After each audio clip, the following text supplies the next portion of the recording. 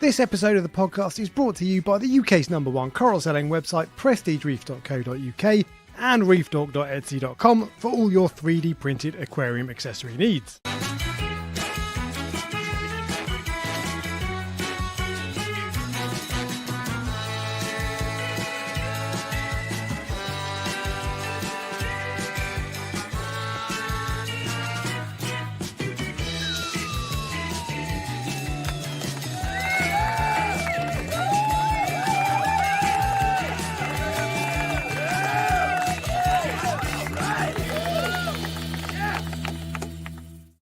Hello, everybody. Welcome to the Prestige Reef Dork Show.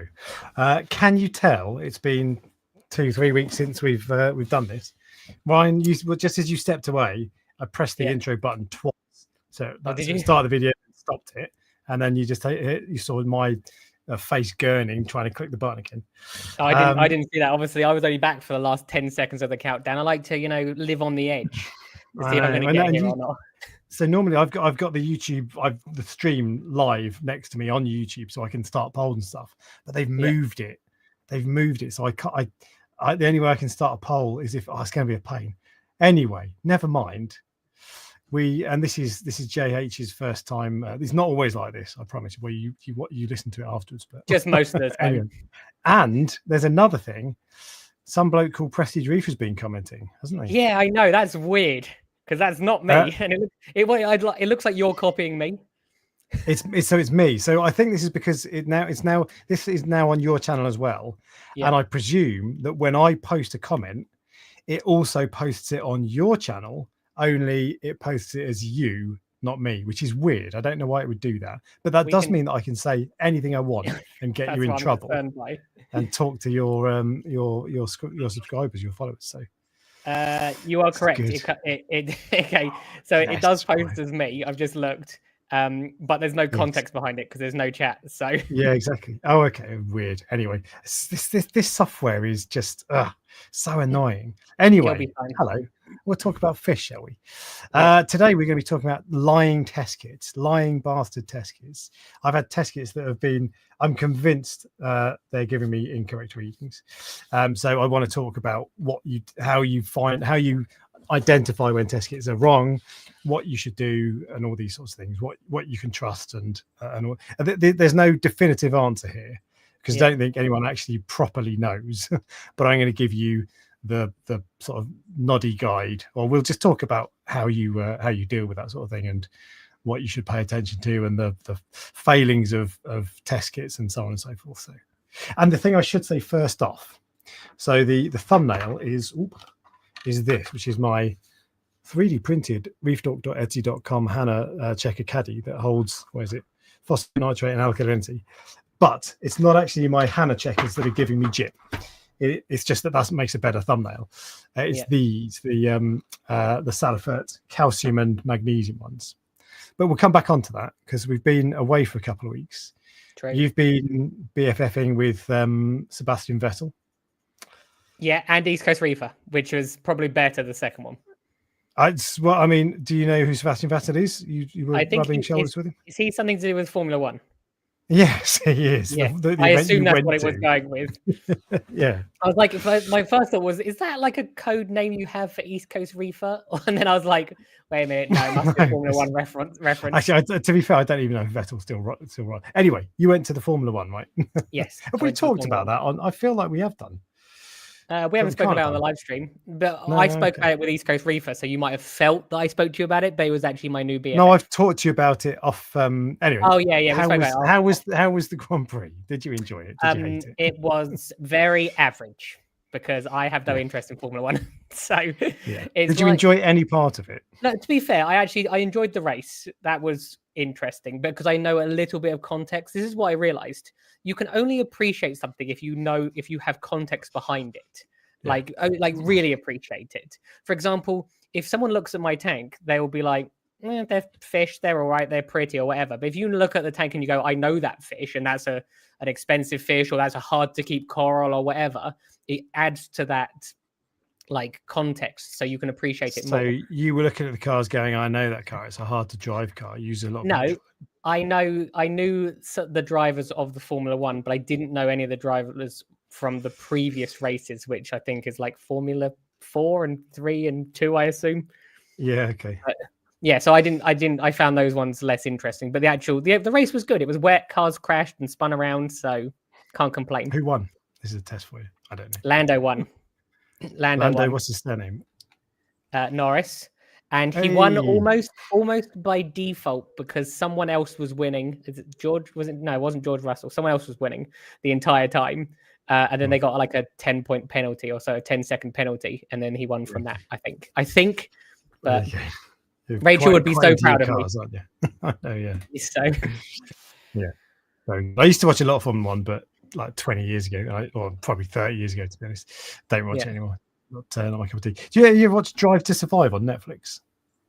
I watched one episode. Rachel tried to get me in it, and I was like, not for me. I'm not surprised. Okay, that's actually all right, to be fair. But I'm just going to butt in quickly with the chat. Butt in, does that make sense? K20 Charge Mini says, have you seen the AquaWiz, which is a KH tester that requires no reagent, so can test constantly and dose accordingly? It looks interesting. I have seen it. I don't like the look of it. It's weird. I don't really understand how it works. And when you don't understand something, you fear it. So I'm going on that basis. But it requires no reagent. Yeah, but from what I've seen, what you do is you get your Salifert test kit. You get that result. You tell the AquaWiz what that result was, and then it calibrates itself off there or something. I don't know. I don't really understand how it works. It looks. I don't know. I have no interest. I wouldn't buy it, but I've not really properly looked into it. And the standard one, the standard things like the GHL KH Director, the Reef Factory, now bankrupt, KH Keeper, the KH Guardian, whatever they are, the standard ones that do it with a pH probe and a bit of a reagent, they work, and that's proven technology. They do drift over time, and they need calibrating sometimes, not that often, but they do work. So I don't know. It just looks, it doesn't appeal to me. And I've seen a few, like I've seen them popping them up. I've seen them popping up on like sponsored, everywhere sponsored. It is the way it looks to me. So the only people I've seen talking about it are people who've been given it for free. And that's probably inevitable with a new piece of equipment to a degree. But if there's loads of people who've been given it for free saying it's great, I would rather sit back and wait until someone who has bought it tells me it's great. But it doesn't look. I'm quickly Googling at the moment. It looks interesting. Show it? Yeah, you can show it. As in, it doesn't look like other. Yeah, I think it looks cheap, if I'm honest. Sorry. Is that too unkind? I'll add them to the list. I know. But this is that's it. It's just, to be fair, it looks similar to the Reef Factory KH Keeper. We're literally giving an opinion in real time. I've never even seen this before. I know. In fact, no, it looks even worse quality than the KH Keeper. And the KH Keeper looks smart, but it wasn't brilliant quality. Just, I don't know. Look, I don't know anything about it. It's got a pH probe. I don't understand how it works, but it just doesn't appeal to me at all for whatever reason. I have no interest. So there you go. Sorry to rain on your parade if you bought one. But Reef Dude used one alongside his Apex and it kept within 0.1 every time. Well, come back to me in a year's time. And if it's still keeping within 0.1, I'm interested. This is the problem. One of the problems when you make reviews of anything like this, any product is going to be good at first. And so I often think when I'm making something, I think, well, what's the point of me of making a review telling you it's great? Because like in the camera world, that's great because Sony bring out a new camera. It doesn't really matter a years down the line. It's Sony, it's going to work. But with our hobby, especially it's new technology like this, it doesn't matter if it works on day one. It matters if it still works in 6 months. So initial reviews are often, they're interesting and they show you things that you wouldn't learn if you went into a shop and bought it, but that's not that valuable. So no, I don't know. But anyway, no, I don't really know anything about it, but it looks a bit. How much is it? Tell me how much it is in the chat.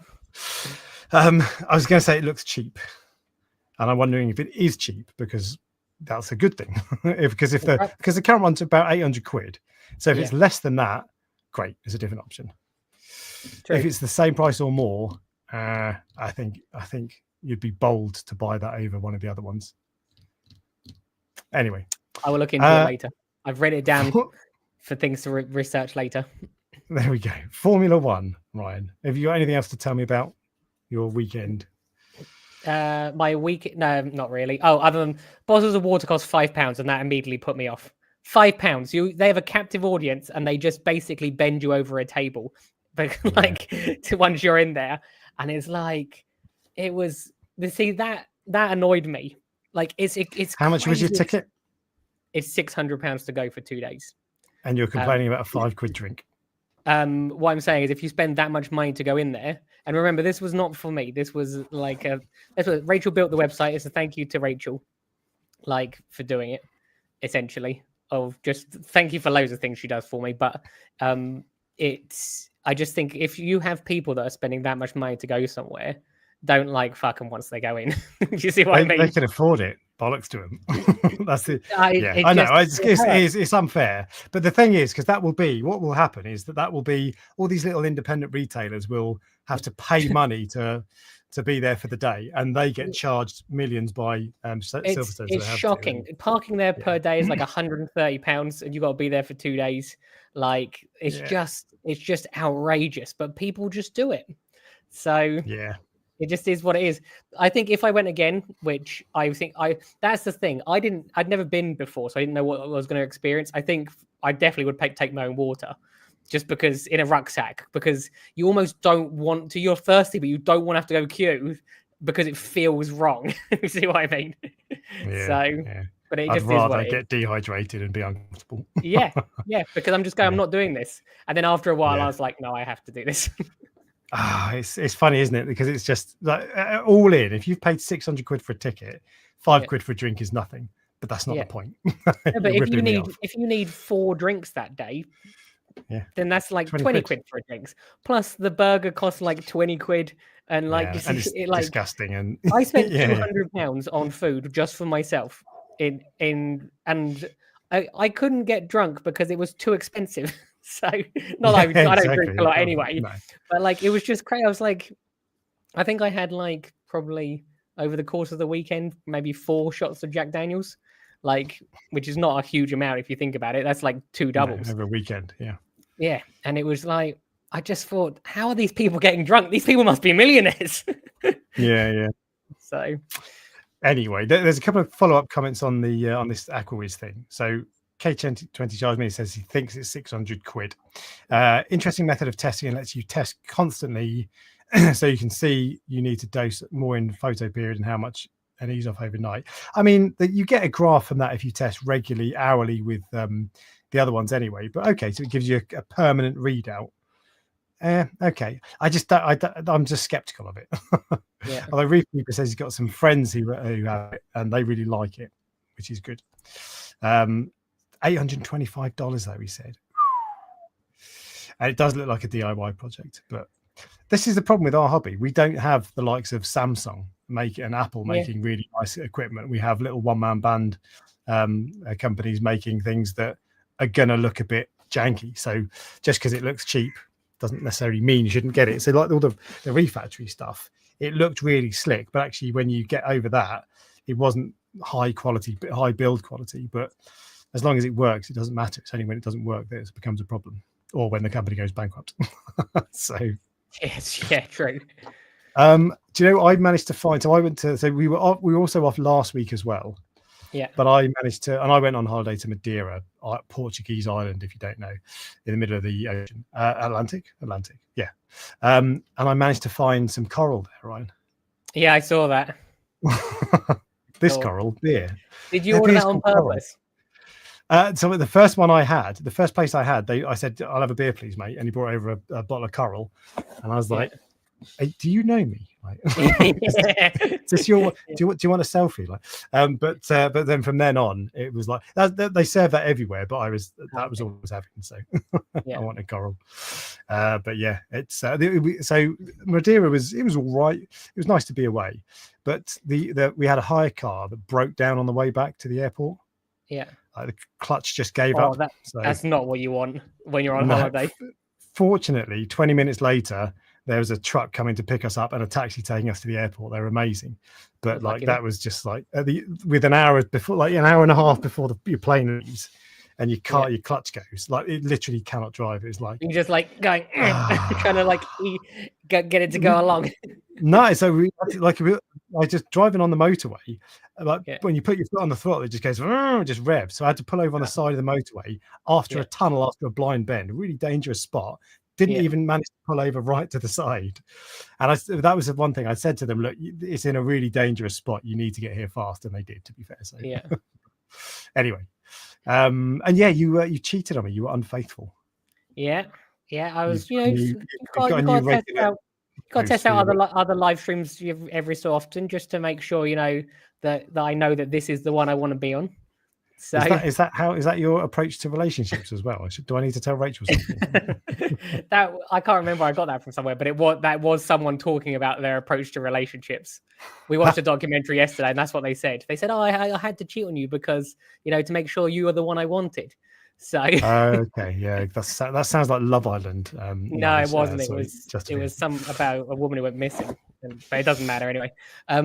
What was I going to say? Yeah, it was actually really interesting because I went on the live stream and I thought to myself that it will be similar to this, but it was very different. And I realized that different live streams, remember, I don't listen to any other live streams. I don't even listen to this one, if I'm honest. But it's like that each people are different. And they do have different personalities, and they talk about different things, and they're different. So it was genuinely interesting, and I quite enjoyed it. So just be warned, I could be gone any moment. Okay, maybe I'm going to get East Coast Reefer to replace you. Yeah. Wouldn't that be funny if next week he was on this live stream and I wasn't? Yeah, exactly. No, good. But you had a good time. It sounded like you enjoyed it. Yeah. I watched most of it, to be fair. I can't remember. It was a long time ago now, but in my world. Yeah. But yeah, all good. So that was, so we've just had a couple of weeks where we've just been away, basically. Yeah. And now we're back, and we're going to be talking about test kits. Yeah. But there must be other stuff to catch up on as well. I got loads of stuff on my week in reefing. Well, you need to rattle through it quickly. So what have you been doing? Why? We got loads to talk about or something? We've already had 17 minutes, Ryan. This is 17 minutes of your time. So I got a new fish, didn't I? I got a regal angelfish. You did. Oh yes. This is a controversial fish, in fact. Yeah. Or well. I don't know if I'll talk about why it's controversial, but I know. We haven't got time to talk about why it's controversial. But if you want to see why it's controversial, go onto my Facebook. Controversial. But I got a little tank bred regal angelfish, and it is tiny. It's like basically not that much bigger than your thumbnail, and it is awesome. And I would recommend anyone. Is that the only photo you've got? That's the only one I've got of it. Yeah. Now the reason it's out of the water, which I explain in the description, is because I was taking it out of the bag by hand, and then putting it into the quarantine system,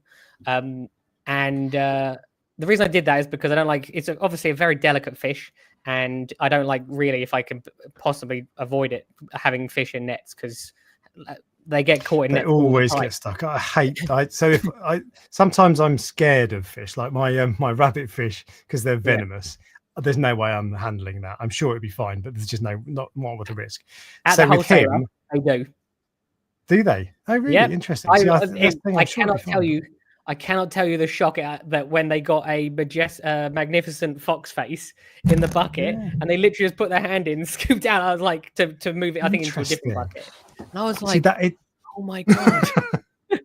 I'm not surprised, because it does feel like a low risk thing. But anyway, I wouldn't handle them. But when I've transferred them before, they get their spines get stuck in the net, and it's just like, and you don't want to pull. And I much prefer doing it by hand. So I bought a fish this week. I did that by hand. I did the clowns by hand on my video the other day.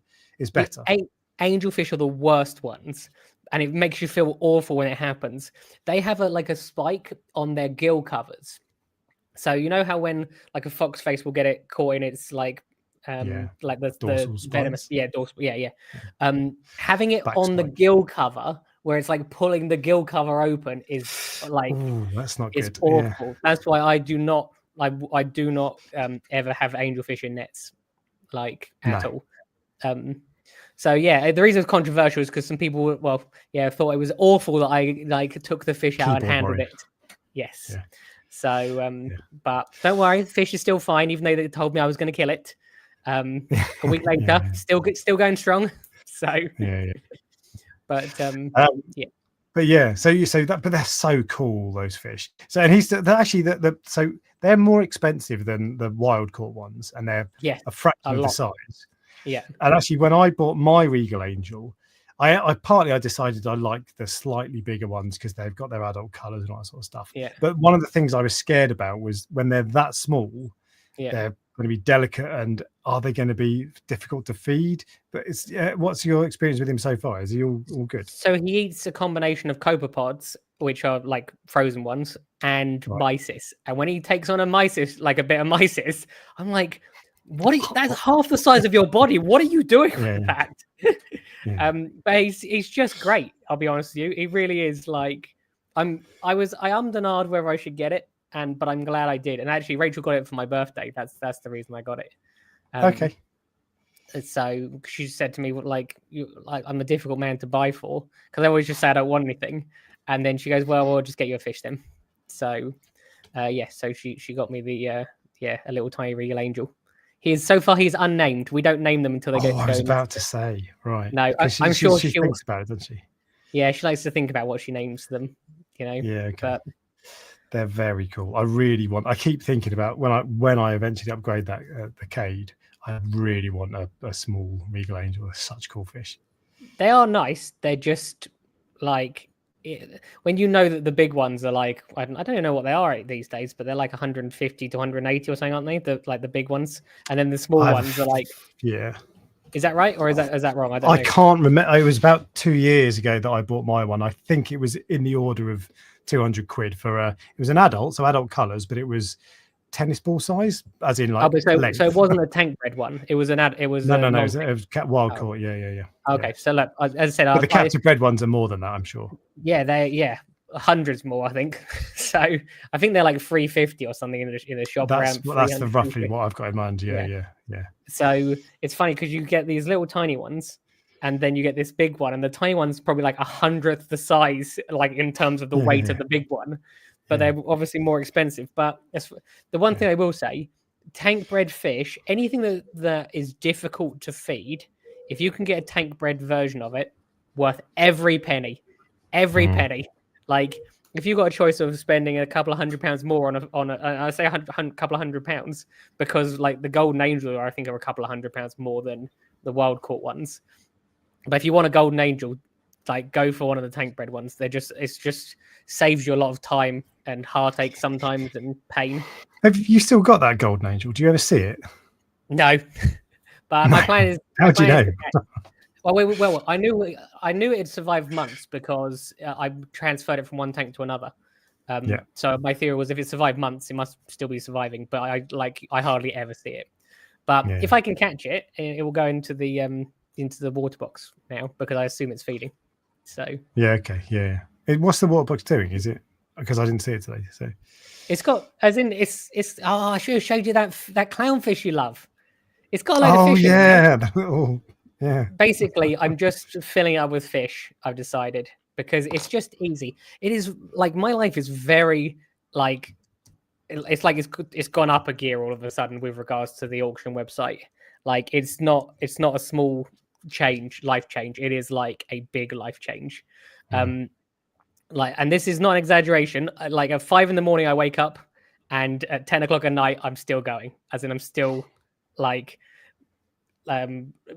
taking pictures or editing the pictures or uploading them or whatever. It's a bit slower the last 2 weeks because they've been working on the website. But it's and also shipping the corals, it takes a long time. When you're shipping like 240 corals, that's not. Some of it's also chasing people for payment, because like there was a quirk with the payment system, but most people have sorted it out. It's been good, like really, really good, but it's been really hard work, is the honest answer. But we've there's something I wanted to mention, because obviously the last live stream we did was the first auction, wasn't it? Maybe, yeah. Yeah, that was the last live stream we did. Why are you going? Ooh, I've just remembered. So this is episode 101, and we should have done this as a room 101, where we pick 10 fish that we put into room 101 and we banish them. Okay, we'll do it to room 102 anyway. Then, shall we? Yeah, it's too late. No, they're not anyway, now. Like sorry. Next week. No, I know. Anyway, carry on. What was I saying? Yeah, so there's been a few updates. I'll just very briefly. So people have been asking us to change some things on the website. Proxy bidding was one of them, which is where you can bid and it automatically bids up to that amount for you, which is the same as eBay. We've now introduced a category section. So if you're only looking for LPS corals, you can click LPS and it will only show you the LPS corals. And so as of tomorrow, it should be, in order to bid. So I'm sure you remember that someone decided to bid 999 on a few of the auctions at the beginning. Yeah.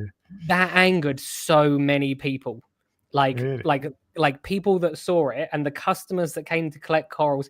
It really annoyed people, and like it is what it is basically. But we have changed it now so that people can't. As of tomorrow, in order to bid. Rachel's still watching at the moment. Rachel's watching at the moment, in case anyone wants to do it tonight, in order to bid, you will have to enter your payment details. So, which is exactly the same as eBay, but no one's going to be bidding 999. Let's put it that way. If I've got your card details. Yeah. So, yeah, it's it has. People keep asking when other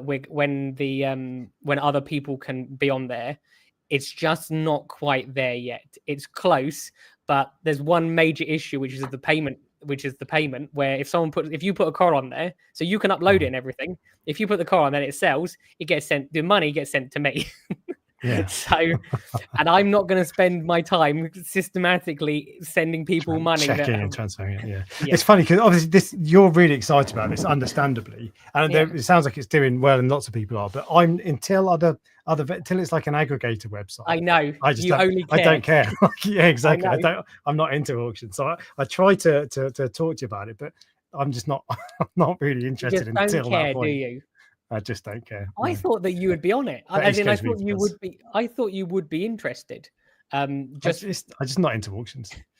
Yeah, but I love that. So eBay's changed now, so it's almost all fixed prices.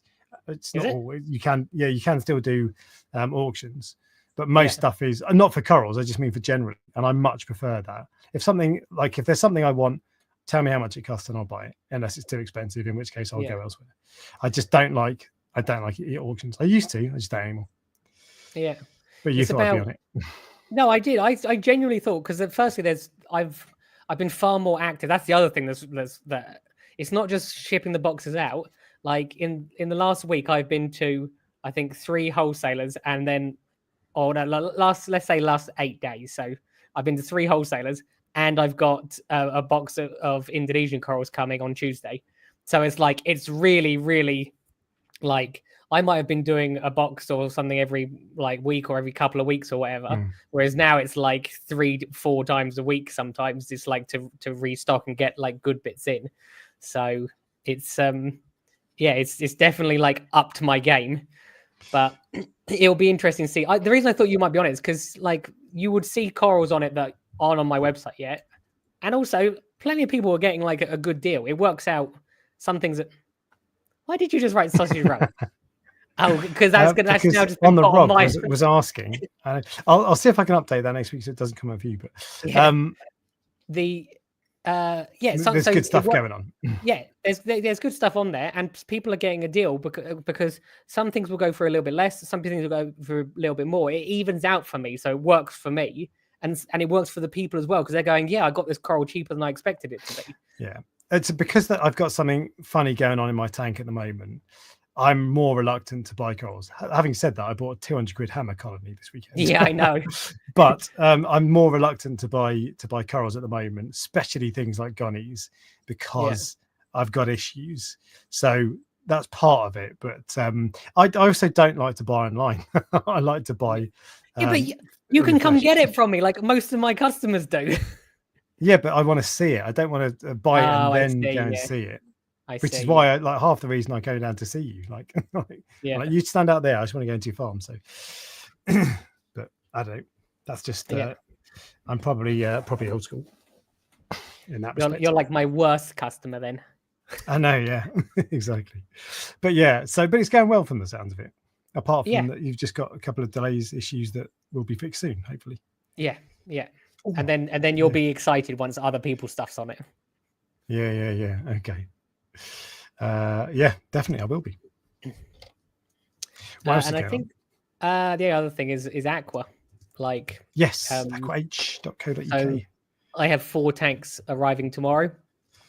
4 4-foot tanks. Well, they're basically 4-foot tanks. What I've done is I've asked the people that built the tanks to make them like an inch smaller.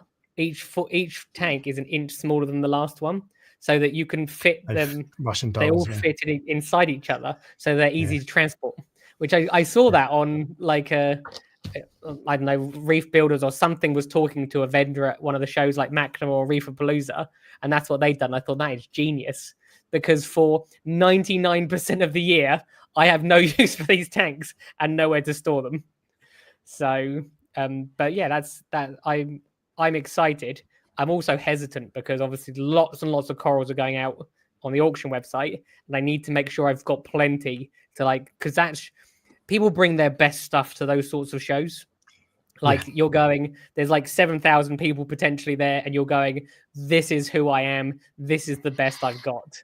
So, Aquatic Emporium are going, and they're taking. I've been there a couple of times, and they've started preparing. They've got some good stuff. So you've got competition. Yeah, I spoke to them actually on Friday last week, I think. Okay, last week. Yeah. I think they're going for an interesting design. I wonder if they'll change it. I don't know if they're still doing it, but their booth design will be like the opposite to mine. So, which will be interesting, because it'll be interesting to see who, how they do. The other thing that I said to them is just get there hours earlier than you think you need to be there, because it's hard work setting up, and get more people than you think you need. Yeah. So I've recruited additional people for this year. I actually am going to. I need to speak to the people that are doing it, actually, just because I want to make it so that if people want to be there the whole time, great. If people want to be there one day, like the people helping me, if they want to be one day and then enjoy the Sunday or enjoy the Saturday, then I'll get more people, if you see what I mean.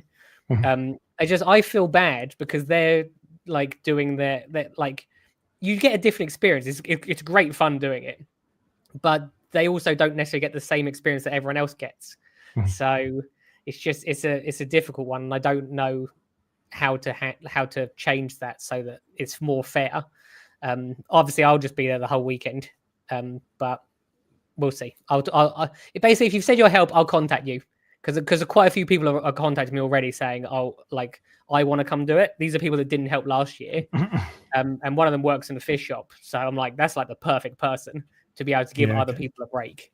But yeah, as I said, I'm literally going for it in terms of like the best of the best and double the size. So hopefully it all plans out. Yeah. Well, and are you going to be there to help set up?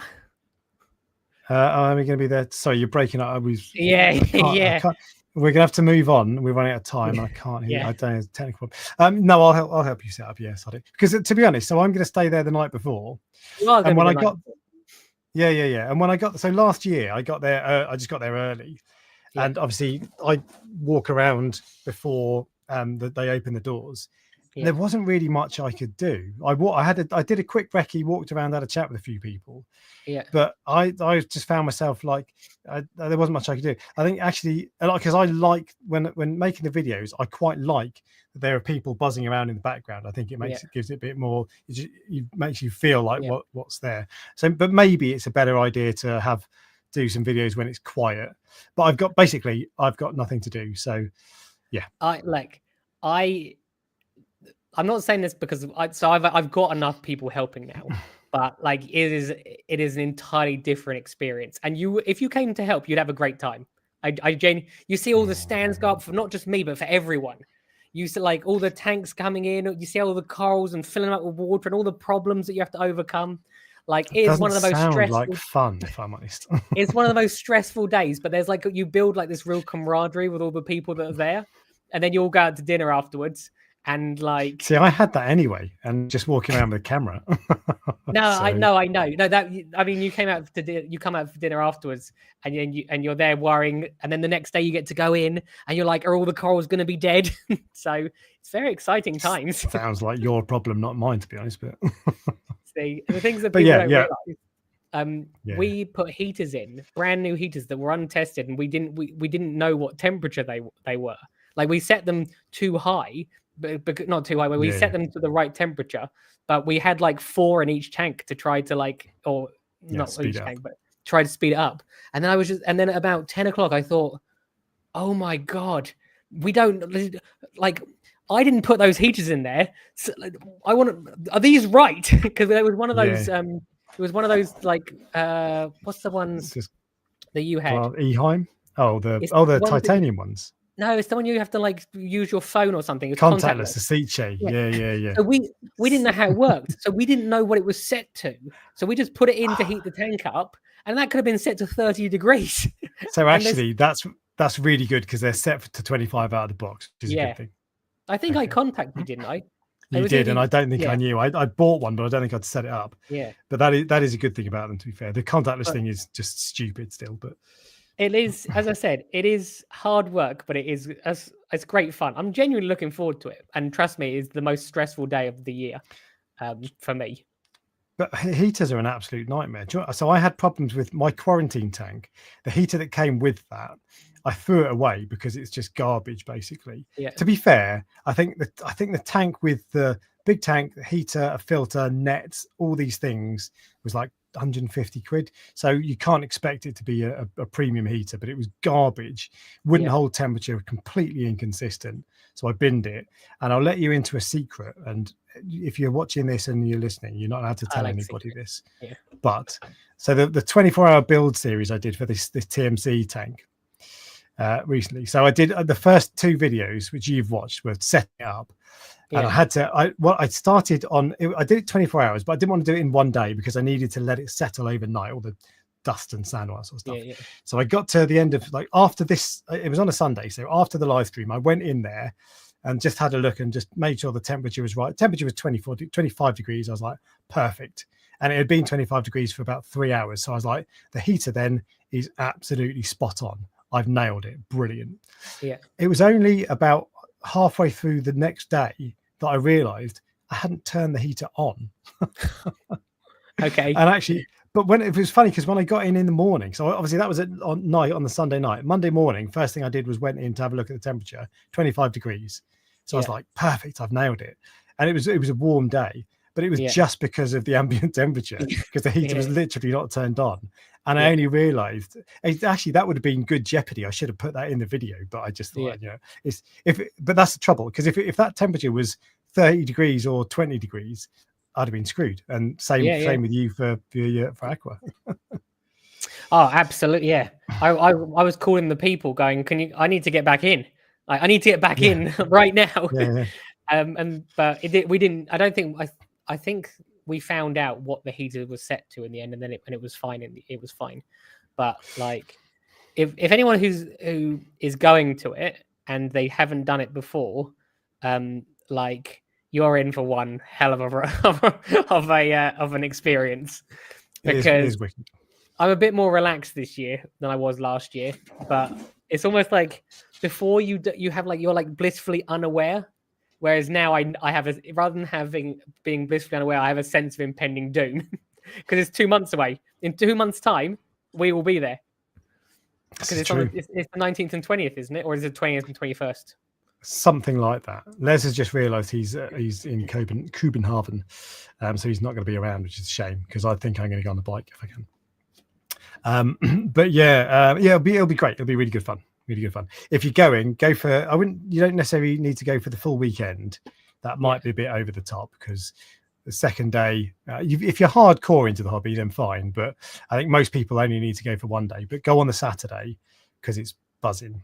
I think if you know people in the hobby, it's best. Like it's different. If it's like 2 days spending with your friends that you wouldn't necessarily normally see, because that's what makes those days for me. It's you meet all the people again that you only see maybe a few times a year, at these weird events.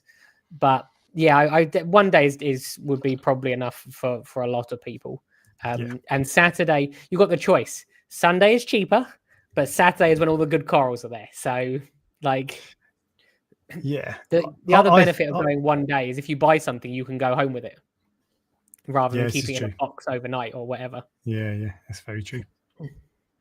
Yeah. All right. Well, so yeah, that's going to be good, and that's 2 months away. It's really soon. So buy your tickets. The hotel is getting booked up. It's Premier in Coventry South, and I think that's getting booked up. So buy your tickets now. I'm pretty sure I've booked. I think I booked like 6 months ago, but now I'm thinking, did I? But it'll be good. It'll be good fun. And you can come and say hello. Give us a little fist bump. And you're starting that early, 2 months early. I love the fist bump. It was so funny. I had so many people, because I posted that little Instagram video. I had so many people going, have a fist bump. It was wicked. I really enjoyed that. Anyway, do you want to? Should we add someone? Are you ready to? Alex needs human contact. I think you've just realised from that. He's like, please, random people, come and touch me. Well, when I try it at work, HR get involved, so I need to get it outside of work. So, Ryan, have you got your list out? My list of what? List of people we upset. Yeah, I can get it out for you. I would. Hello.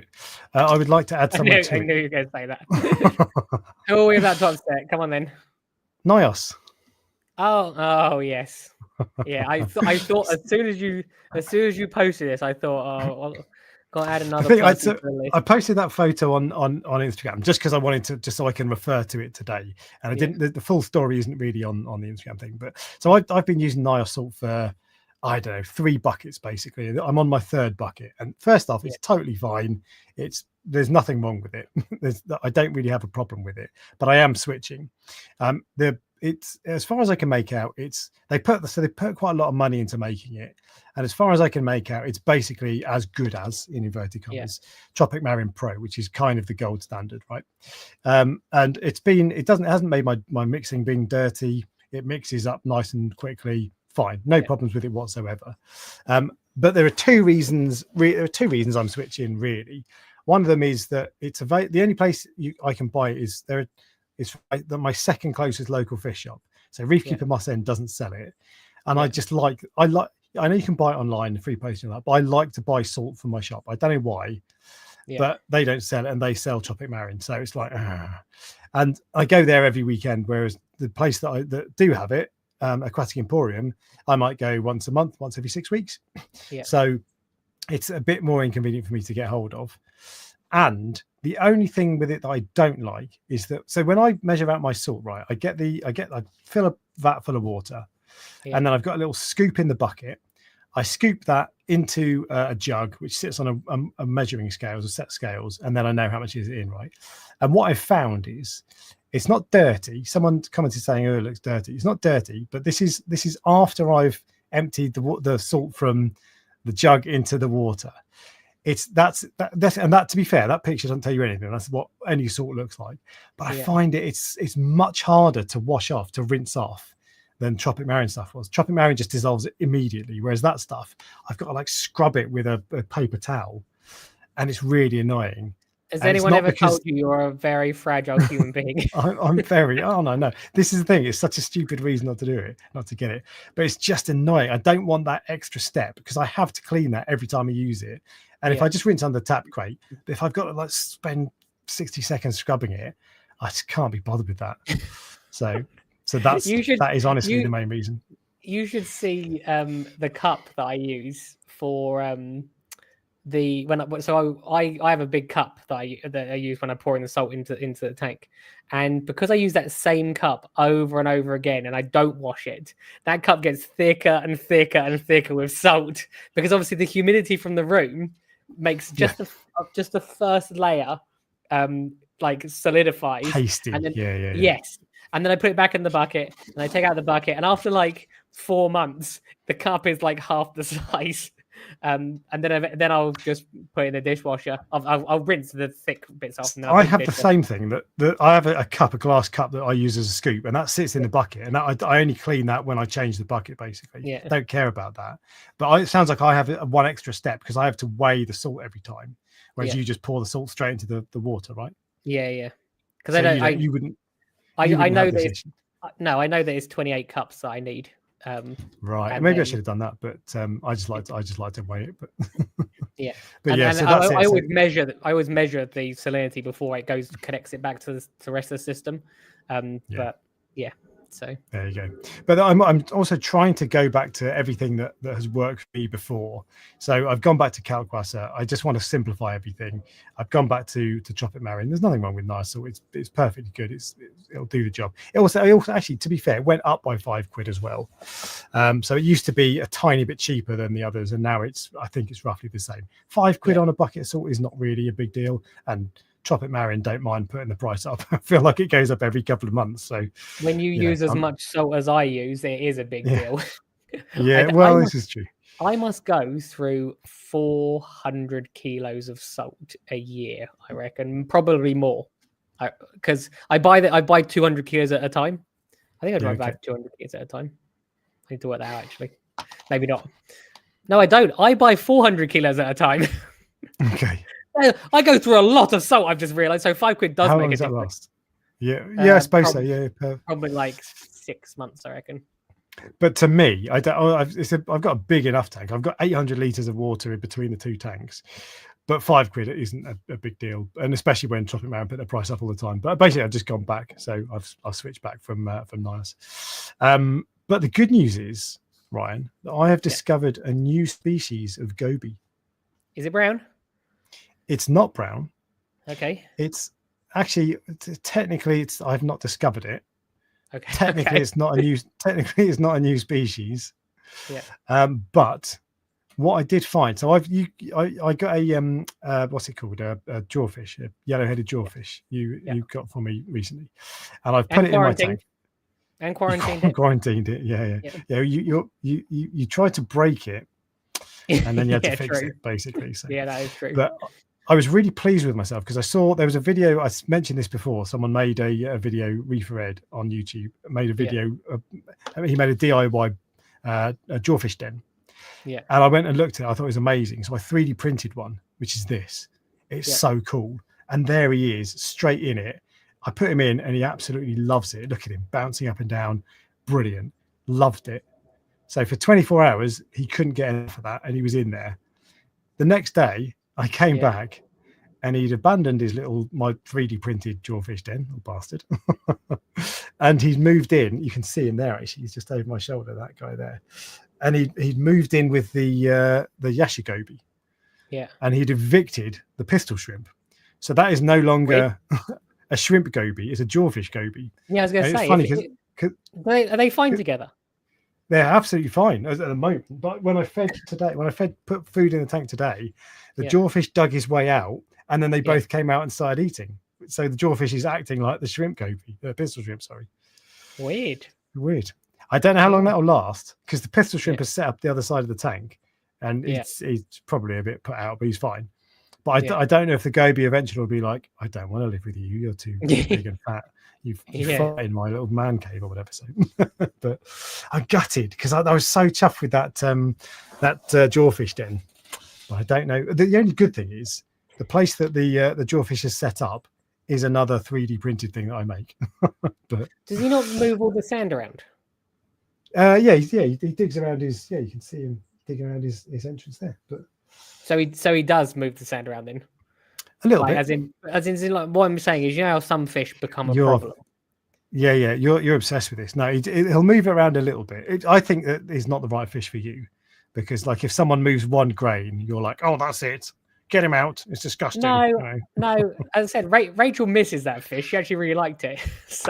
And she wants me to get one. You get a few different types. I thought you were going to get like those barnacle fish or something. You said barnacle bellies.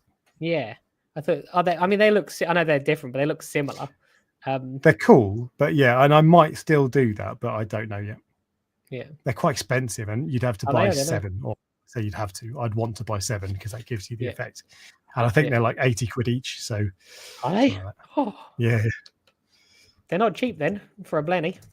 No, and that, like if it's just one, fine. Yeah. Oh no, actually, no. To be fair, 40 quid. So they're half price. But I've got to buy 7. What's 4 times 7? 280 quid for a. It's actually the thing I don't like. Don't you have to have like barnacles in there? Well, yeah, but that's okay. That's we can live with that. Decorative barnacles. They're those pink things that look weird when people put them in their tank. Yeah. But I've got a spike to put it out of the way. Anyway, whatever. But yeah, he's evicted the pistol shrimp, and he's taken on the pistol shrimp role. So hilarious. I try to think if there's any. I know that you get blue spot jawfish, but they aren't good candidates for marine fish. But are there any other types of jawfish that you can think of? There are, but they're quite ugly. I can't remember what they're called. But I've seen a few that are like brown and big fat. Yeah, I think I know what I think they're called. There's a few different. Maybe there's a few different types, to be fair, but the only ones worth a damn are the blue spot, which are amazing, but they're a cold water fish and they will die in. Although actually, was it Biota or De Jong? Someone worked out how to breed a blue spot jawfish, yellow spot jawfish, whatever they're called, and they reckon that they keep them at 25 degrees.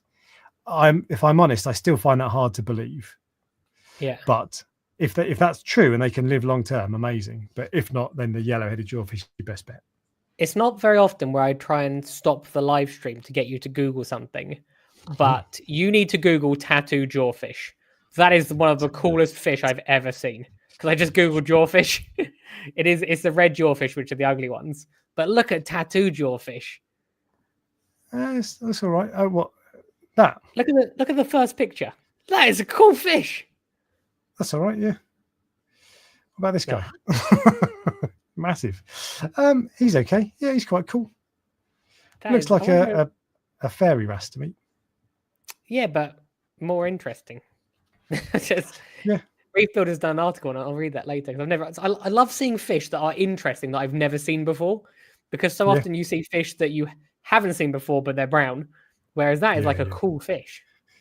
I wonder why. Northwest Pacific. Oh, the Japanese deep sea. Yeah, good luck with that then. Okay, fair enough.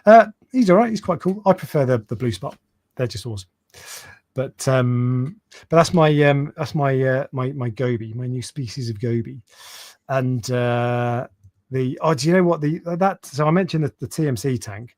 So that's been I've been doing, because it's a tank build series. I want to do it 1 week. I'm on fortnightly uploads. Every other week I upload at the moment. Yeah. And so but because of build series, you want to do it every week because people come on and see it and they, get so excited and that sort of stuff. I don't think it's going to smash the algorithm for me, but I feel like I should do it week after week. Turns out I do not enjoy anymore doing weekly uploads. It is too much work, too much stress, and I can't wait to finish this series. This is the last one this week. As I said to you earlier, imagine doing them daily. Yeah, exactly. Remember I think I did 21 or 22 videos consecutively before I eventually gave up. That was not an easy time. I bet it wasn't.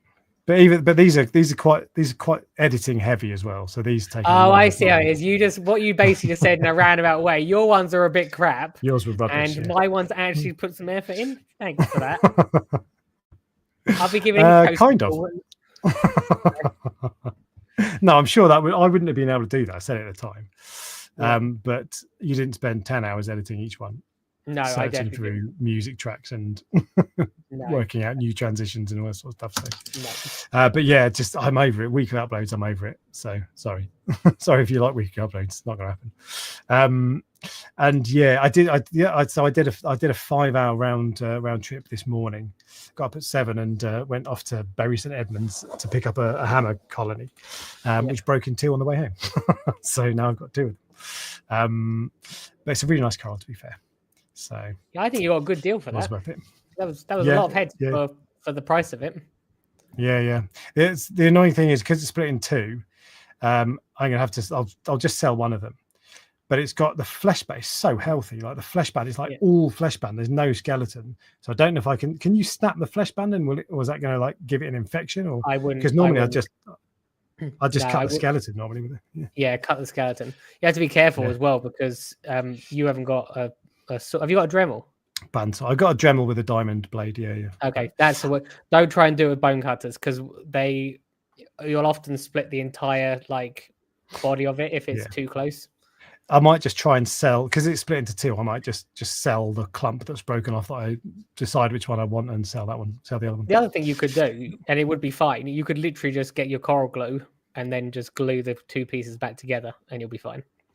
Yeah, if you wanted true. The big coral, that's what I would do. It's quite big anyway, to be fair. So I'm happy with the smaller one. But anyway, there we go. And I've had it. Oh, I've got something to do tonight for someone. Someone's asked me to write something. Okay. But I haven't forgotten, I promise. It's just I've been busy. But I've got that's very cryptic and I know. Just one person. It's a deep secret though, so I'll talk about it another time. It's not very exciting. But the other thing, I got a message from Yorkshire Reefs this week, who I did that soft coral tank tour for. And they want me to go back and do their SPS tank, which I didn't. I ran out of time. I planned on doing it when I went up there, but I ran out of time. So I'm going to go back up there at some point in the next few weeks with a bit of luck, because their SPS tank was really nice. So I'm looking forward to that. I really enjoy the tank tours. They're really good fun, and you learn things because you see the way different people do things, and you spot commonalities and this sort of stuff. It's good. I enjoy them. So, and they do quite well. They do better than like a review of a return pump, for example, which takes just as much effort, more effort, in fact. So, but there we go. What I wanted to talk about today then was this test result. So I've said a few times that my what's it called? My tank is a bit funny. My main tank, actually, the Cade is fine. It's doing really well, but my Red Sea tank, right? Yeah. Is I did something's coming. I need to deal with it. So, but do you need to head off? No, it's fine. I just need to deal. As in, I'm still listening. I just need to reply. The Red Sea tank there is just there's something funny. There's something going on with it, and it's annoying me. And and the point of this is that my test kits are all telling me that everything is hunky dory, but everything is not hunky dory. And that when you've got something going on with your coral. Could it be that there's something funny, like you've got your lighting spectrum wrong, or the temperature needs to be 1 degree different, or you've got some trace element that you're not dosing that you should be?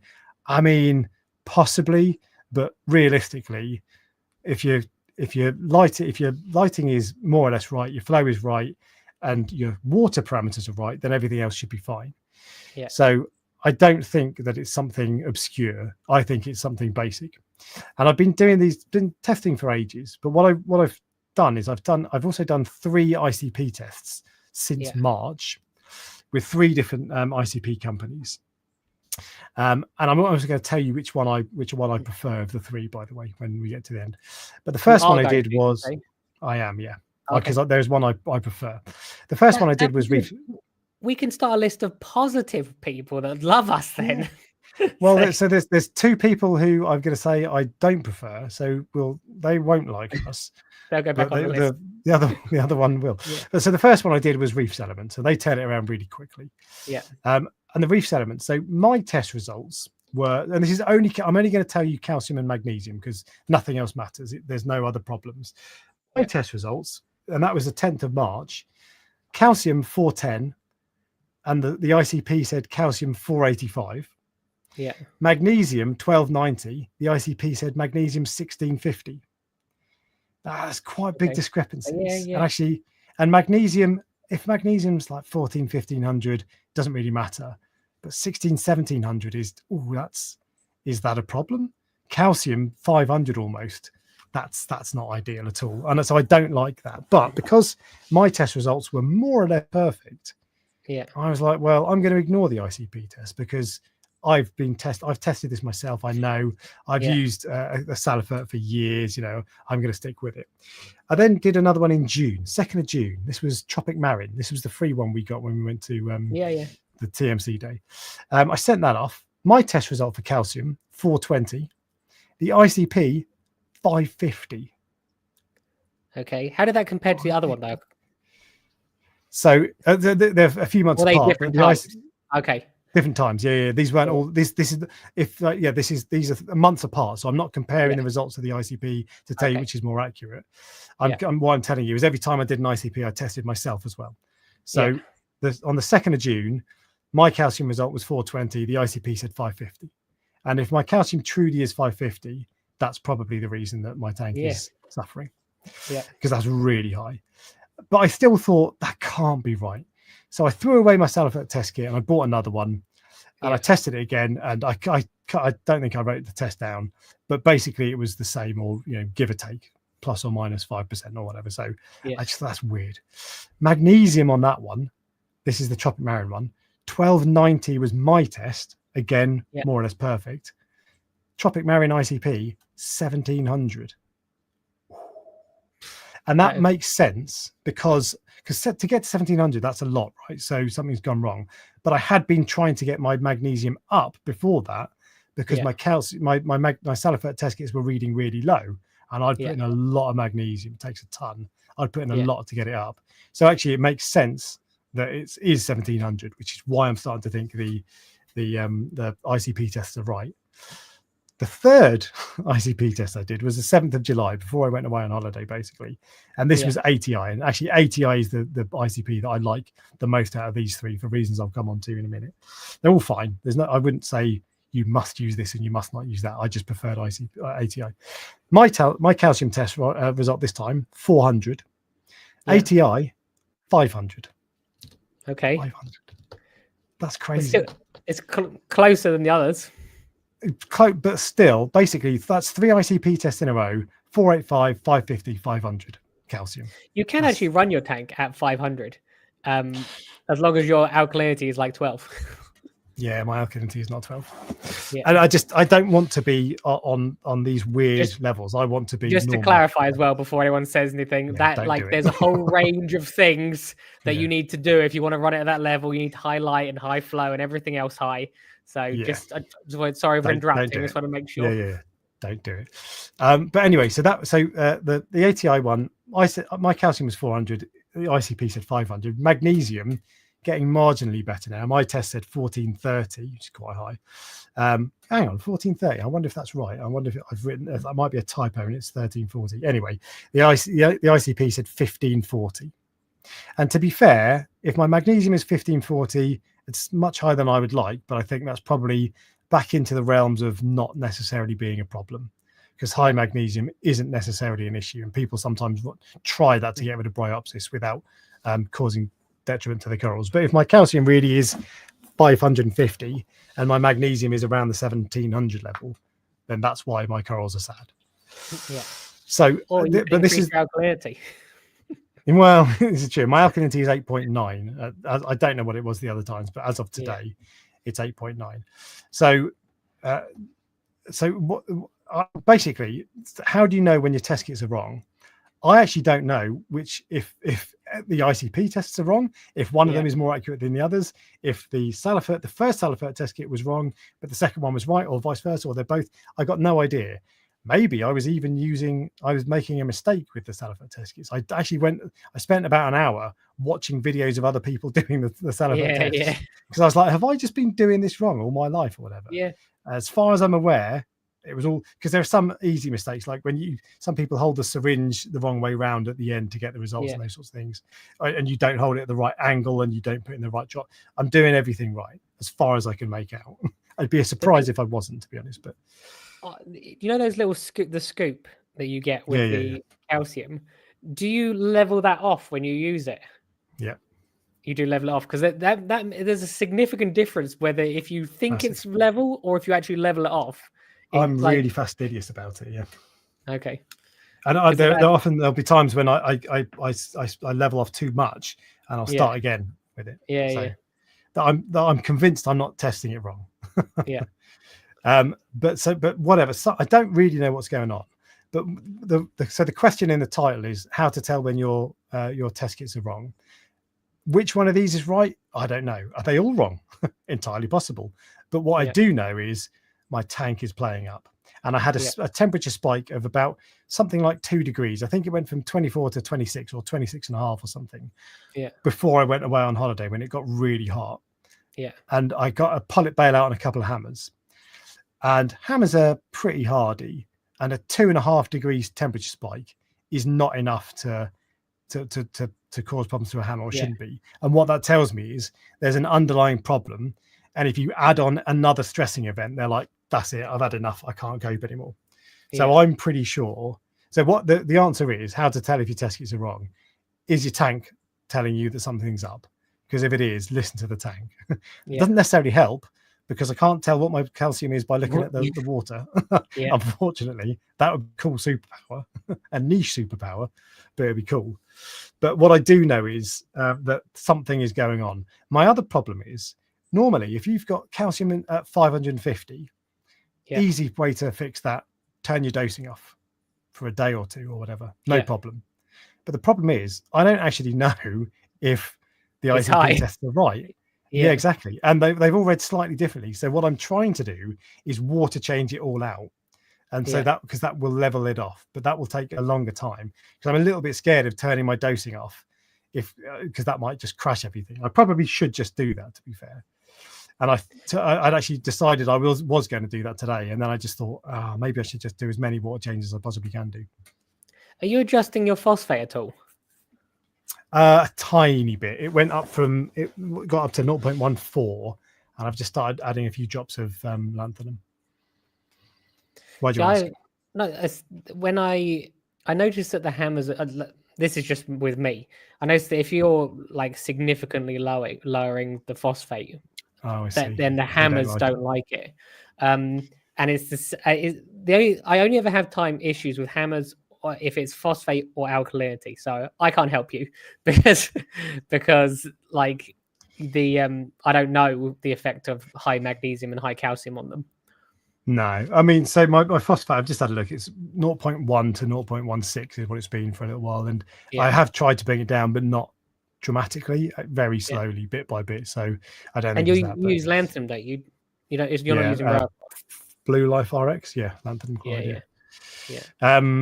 But yeah, so there's something weird going on, and I'm just trying to water change out. And the point is, if your test kits, that you can't necessarily always trust your test kits. Actually, I wouldn't say don't trust Sattler for calcium and magnesium. They are still my go-to test kits, and I will continue to use them because I do like them. But if your tank is telling you there's something wrong, that's when you might want to start. That's when I start to think, well, maybe particularly if I've had 3 ICP tests saying everything's high and my tank is wrong, tank is funny, that's when you need to start to think, maybe the ICP tests are actually right. It's funny because who knows what they are. We have this feeling inside us that because we did it, that we're because I've had it before, and you go, it says your calcium's low. I go, no, it's not. My calcium has been fine. And I'm testing it as fine for years. So but it's because people use ICP tests for trace elements and things like copper and zinc that you can't test for yourself realistically. So that's why you think, well, it must be wrong for salinity or alkalinity. No way. pH in particular, I think it probably isn't necessarily that right. But you do disregard it, don't you? And you're like, trace elements. Oh, molybdenum. I believe that 100%. Calcium, no way. My little £5 salicylic test kit that I've had for 2 years. It was salinity that I remember they came back that it was saying mine was wrong, and I'm like, no, I've just calibrated my Hannah pen. This is definitely right. Yeah. And the same thing happened again on another ICP test, and I was like, wait a minute. And that's obviously when I changed from using the pen to using one of those properly, like I can't remember what they're called, but like the fancy ones. There was a question about this actually. I'm just trying to see if it was. I've realised we've missed member questions because that's what I do. But yeah, so because I've got a load of test kits here. So it's not. I know it's not salinity because I've tested with. Well, everything I've tested with says it's not salinity. One of which is this thing that looks like a Maritalade, but it's the bobbing hydrometer from Tropic Marion. So I've tested that, and I've tested it properly in the tube. I've got my calibration accuracy for salinity. I've tested with that. I've got my Hannah refractometer. I've tested with that. and I've got my DD optical refractometer. I've tested with that, so I know it's not salinity, and I think it's those other things. I'm surprised that you have all of those things. But when parameters, when you've got different readings, it makes you crazy, and you just start going down this swamp of nonsense and trying to dig around. I know, especially with salinity, because I had, like, I don't know, a year or two ago, I had real problems with salinity. And this time round, the first thing I did, I was like, yes, this will be salinity, no problem. I'll just test that and I'll level it off. And salinity was spot on. I was gutted because I wanted it to be something easy. And then I took apart all my MP40s. I was like, oh, one of them will be rusting. Brilliant. And I just throw it away, buy a new one, 80 quid, job done. And they're all fine. It's like, no, come on. I want an easy fix. When there's something wrong with your tank and you can't work out what it is, it can be the most frustrating thing. I like how you've just had an issue with your hammers and you don't know what the problem is. And then you just bought spent a 200 massive hammer con.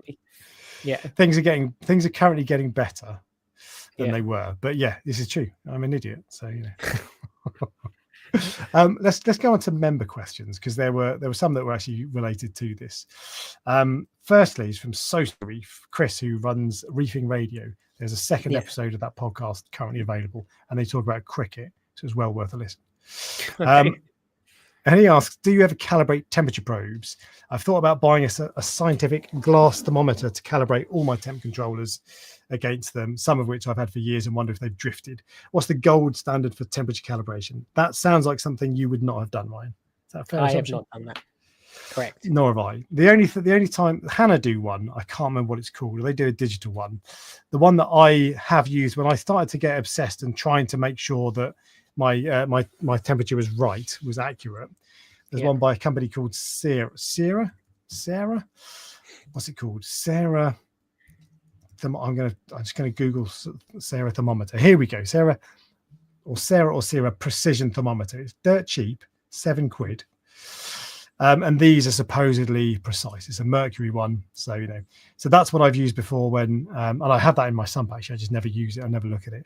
That is what I would use because they are supposedly very reliable, and it saves spending a fortune, because I don't really care if my thermometers are out a little bit. If it turned out they were out 3 degrees, that's probably a problem. Then you got a problem. Centigrade, but no, I haven't done as such. But I would look at if you want to go cheapo, which you probably don't, then look at the Sarah one, Sarah, whatever it is. But there is a Hannah one as well, a digital Hannah one. I just can't remember what it's called. But yeah, you're obviously just not fussed about it at all.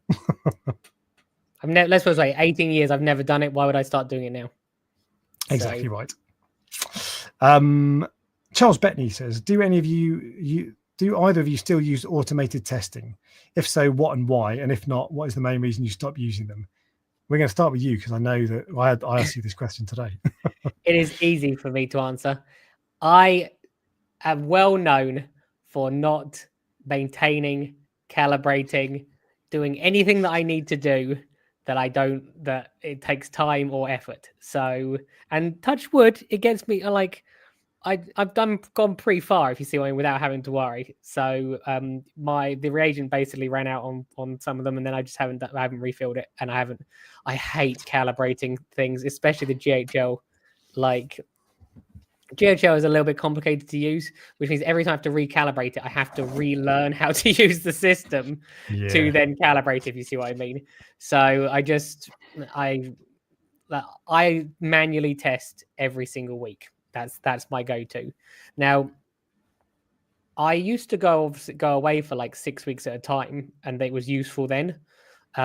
And the likelihood is at some point in time in the relatively near future, I will go away for an extended period of time, and then probably will get them back done again. But on a day-to-day basis, I don't. It's not a big enough deal for me, if you see what I mean.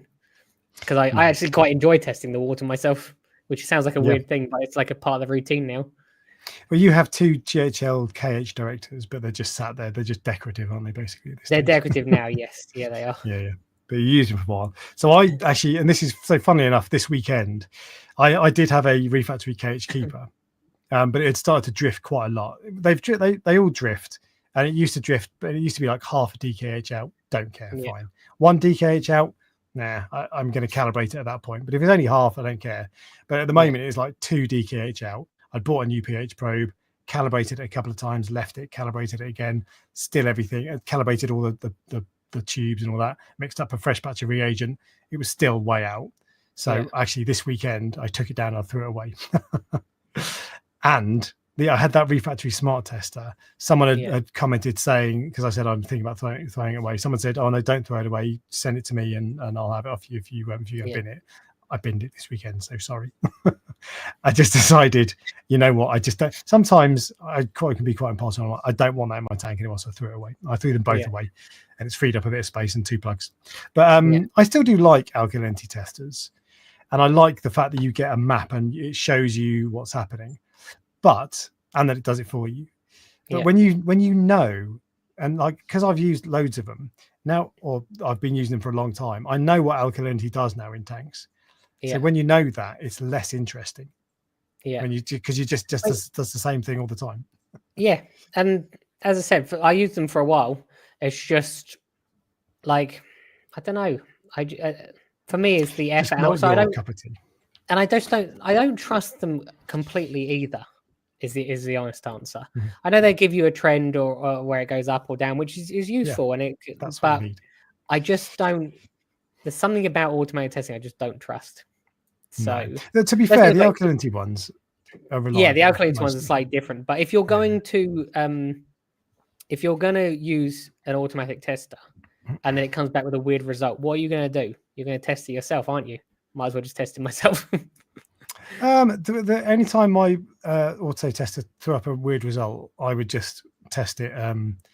You just get it to test it again, and then it would normally repair. So actually, to be fair, the only reason I'm not going to go out and buy a new one, because I would like one, but they're 800 quid, and there's a DD one that looks quite good.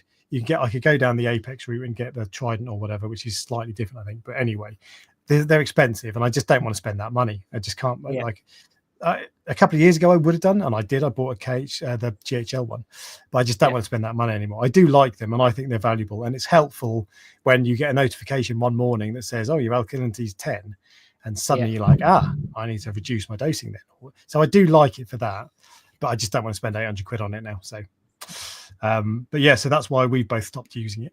Slightly different reasons. Yeah, mine broke, and Refactory's bankrupt. So, and I'm lazy. I can't. Yeah, exactly. Am I lazy? Oh, it's funny because it's the opposite of lazy.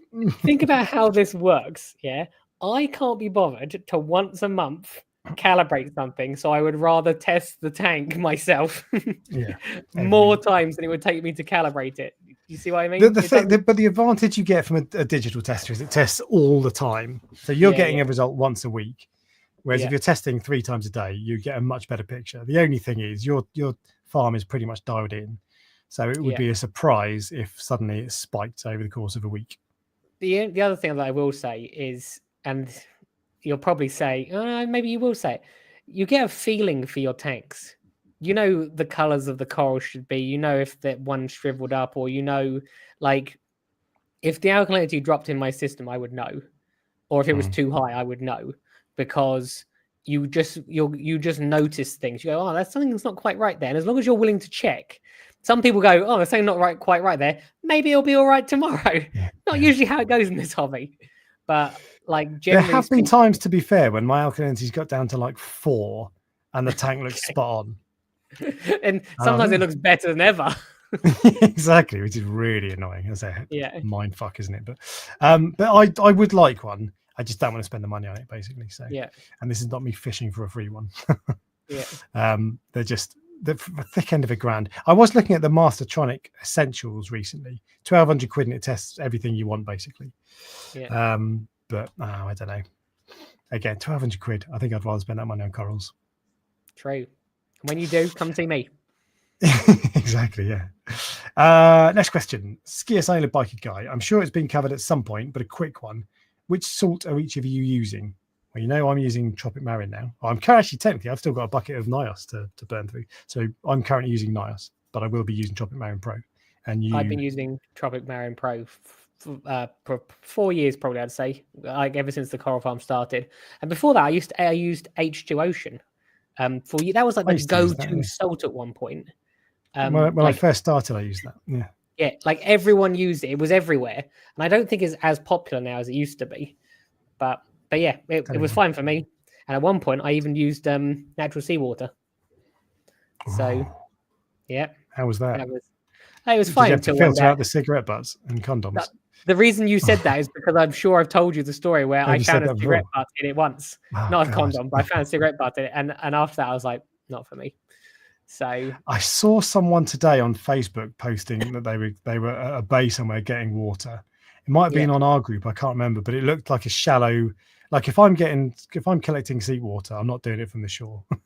Yeah, I'm sure it's fine, but I did it. I used to do it from the shore in waders, and one of the things that actually like mainly stopped me from doing it was you have to time when low tide is high tide. One of the tides you have to it's high tide, because then it's like reduces the amount of walking distance. Low tide would be a pain having to carry all that water up. And there's like probably a half an hour period, which I think is called slack tide. Look at me with all my nautical terms. And I timed it wrong, and I used to have to drive like 40 minutes to go get it, which if you think about the cost of petrol, it would have been easier just make salt. But I timed it wrong, and I went, oh, I'm here now, I'm going to go anyway, and I got knocked over by a wave, and I had to drive 40 minutes back, and it was in December, and it was snowing. So that was not a good, because you're wet, you cannot dry off, if you see what I mean, because you can't just take your clothes off. So you're in the car, or is in the van at the time, wet with the heater on. It just made no difference.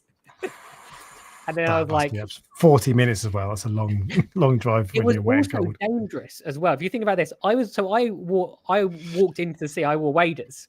Yeah, when waders fill up with water, that is not easy. They're heavy. That was like, it was really stupid if you think about it. What I was doing. But do you know what the bosom car wash is? No. Oh, isn't that where people park their cars somewhere, and then the tide comes in, and their cars get wet? That's it. I think because you're around the area. There's a place just outside Chichester called Bosham, spelt Bosham, and people park their cars by the sea because they don't realise that it's low tide, and then they come back an hour later. The tide is coming in at walking pace and filling up their cars, and it happens all the time. There's like videos on YouTube and Facebook of people losing their cars. Why is it allowed? Why is there not a sign saying "Do not park here"? There is. People just that's their own fault. People just don't. Exactly, yeah. But anyway, Rich's Reef has a question as well. When it comes to testing salinity, I'm currently using the Hannah pen, and this is going to be your ears going to prick up at this point, mine, which I calibrate on the 1st of every month. That was the face I pulled. Sounds like a lot. That sounds like regular calibration, doesn't it? Yeah. It's not. If I was going to switch to digital refractometers, which I think you both use, which would you recommend? So first off, those hand pens, they are great until they're not. Mine lasted about 18 months, and then it just started drifting, and it got to the point where I had to calibrate it every single time I used it, and even then it was still off, even when I'd done that, bizarrely. So I didn't throw mine away because I feel like it might be useful for a video at some point, but I haven't used it since. Do you know what's weird? Like mine was wrong as well, and I was calibrating it all the time, and then I bought that digital refractometer, and then I started testing it, and now I still use the pen like every week, usually twice a week, but not. I use it to make sure that my salt water is the same as my tank. Yes, because as long as they're the same, it's fine. And then I use the Milwaukee to make sure that that's the actual limit. What I've noticed. So you use. Go on. Since I've started doing that, it's never been wrong. Not a single time has it ever been wrong. And I'm like, how is this possible? Yeah, it's weird. Because with mine, it was I would literally calibrate it, test it, and it would be wrong. It's within seconds. It's like, how is that possible? But anyway, whatever. That's not to say that all Hannah is rubbish. So before you put Hannah on the list, Ryan, no, I use with a Reef Dork 3D printed reefdork.etsy.com caddy. I use the Hannah digital refractometer. However, I emailed Hannah and said, "What's the difference between yours and the Milwaukee one?" And they replied and said, "Well, they're pretty." They didn't say they were the same, but they said something like they're pretty similar, but you get the good customer service with us, which I took to mean they're identical. and you just get a happy voice at the end of the phone. And I don't care about the customer service for this. But so yours is half the price. What they actually said is the smart people like me buy the Milwaukee, and everyone else buys that one for like you. It's funny because I talked about that before, and I used to sell quite a few of these Hannah caddies, but now I almost only ever sell the Milwaukee ones. I still sell them quite a lot, but no one ever buys the Hannah one anymore. Might be just a coincidence, but anyway, it's very expensive. So which one would I recommend? Would I recommend saving half the money and buying the Milwaukee one? No. Yes, he does. Yes, he does. No, I would recommend spending 50 quid on one of these DD refractometer, and specifically these, because you need one that is calibrated to seawater, and this says this is specifically calibrated to seawater, not just not saline or anything, seawater. So you want a proper decent refractometer. So actually that's the one I would get, because these Hannah digital refractometers, they're great, and I do still use it, but it's plus or minus 2 parts per thousand. That's a bit rubbish. The other thing that I would recommend, where is it? if you're lazy like me though, and you just like, or it's not even laziness, I just like to see a digital readout. Get yourself a bottle of distilled water, because you're supposed to calibrate it every time, and I calibrate it every time with distilled water.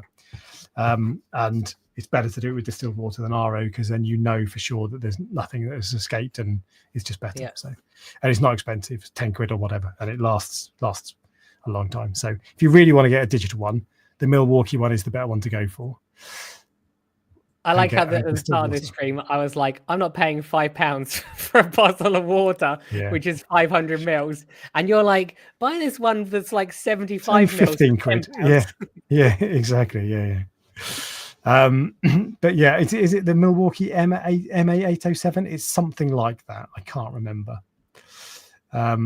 Their temperature is a problem when it comes to testing salinity. This is a problem. If you go down a rabbit hole on salinity, you buy yourself a Hannah pen, you buy yourself a digital refractometer, an optical refractometer, and a bobbing hydrometer, and then you send off an ICP test, you'll get 5 different results, and then you'll be like, which one is right? So just save yourself the bother. I wouldn't use a digital pens like the Hannah or some others, because they can drift. But just choose one other one, doesn't really matter which one, and stick with it. Make sure you calibrate it properly. Use a reference solution like Accuracy or something else, so you know it is accurate. Calibrate it regularly. Keep it somewhere warm, because any of these devices don't like being cold. Temperature makes a huge difference. So if you in the winter, if you keep yours in outside or whatever, and then you come in and test it, it'll be wrong. So it's important that the device is up to temperature, not just the water. But just get one simple and stick with it. The optical refractometers are probably the best for most people. But if you really want to get a digital one, I think I would still get the Hannah one. I'm still convincing myself that there's 1% difference and it's worth 200 quid. But it's probably not the case. I'm just saying that because I've paid the money and I don't want to admit that I've lost out. So there you go. Those are all of the member questions. Now, I don't remember if you have a fish of the week and a curry of the week. The look on my face is because that is literally the first time I remembered I meant to have a fish of the week and a curry of the week. Okay. So in answer to your question, no, I don't. Can I come up with one quickly? Probably not. All of it. When someone says to you, think of something, and all of a sudden your brain goes completely blank. There's a really funny video on YouTube. I can't remember what the guy's called, but he's very funny. He goes up to people and just like shouts obvious questions at them, and they just panic and freeze. And he goes up to this one lady, and he's like, "Name a woman. Come on, name a woman, quick, name a woman." And she can't. She's like, "Oh, I don't know." Like, "No, any woman." And she just can't. Okay, fish of the week. We're going for an Ebly angelfish. Boom. Ebly. There you go. Ebly angelfish. Hashtag red stripe angelfish. Here is she be. What can you've got one of them? Have you got one of these? I don't have one of these. I think this is what a tiger pie. I think is half one of these. I believe. Oh, and half lemon peel. I'm not sure, but I think it is half one. I think that is a tiger pie there, isn't it? That's that. I don't know. It says xanthic ably, so I think that's different. That looks like a. Oh no, that's the same. Anyway, basically, they're very similar to any other, dwarf angelfish. I would say, would be one of the more risky ones with coral. Jamie has one. He loves it. I don't know if it eats his corals. I think when it comes to angelfish, there are way nicer ones. So if anyone's got one, I'm about to put all of you people on the list. Because for me, I wouldn't have one, but they're just an alternate choice for people. Do you know what? I realized something. I reckon that a huge amount of sales of fish are impulse buys. I really, really believe that. So obviously I sell fish for people, and there's usually like the same fish that people want over and over again. Purple tangs and sailfin tangs and scopus tangs and regal tangs and stuff like that. No one has ever asked for Atlantic blue tang. No one's ever asked for a mustard tang. No one has ever asked. There's so many fish that no one has ever asked for, but people have them and they get sold. So I reckon that people don't want these fish, but they go and they see it and they go, "That's a really nice fish," and then they buy it because they've seen it. Do you agree with that? I mean, who knows? There's probably various other ways that you come across that kind of fish. But yeah, but I impulse buy fish all the time, even though I know I shouldn't. And you tell people not to, probably. and I've probably seen all these fish 1,000 times before, but sometimes I'm just like, I just love that fish. It's cool. And as long as it's not like a what's that wrasse, a dragon wrasse or a rock mover wrasse, something like that. As long as it's not going to be a terrible idea, I think it's all right. I bet if I asked you pick a dwarf angelfish that you would have for your tank, that's not the one that you would have. No, there are two. I mean, if we can count a regal angel as a dwarf angel, which we can't it's really, not, not even close. No, it's kind of smaller than the big ones, though, isn't it? Anyway, I would have I just want a regal angel, basically. I would have a regal angel as my first choice, but if I have to be limited to a dwarf angel, I would either get a flame angel or maybe a multi-bar. Lemon peel, I think, are stunning, but they're just too risky with corals. Yeah, those are the only ones I'd have. I do like actually, I would have an Abley as well. I think they're cool. They're nice. They're just not as nice as the others. Tiger It was like that was like fourth on your list though, and generally people only have one dwarf angels. So who's buying these fish? Is what I'm trying to say. I didn't even mention Coral Beauty, which is, that's what I noticed. That's like blasphemy for most people. I just there's some fish that everybody loves and I hate. Melanoris wrasse, Coral Beauty, Pajama Cardinal.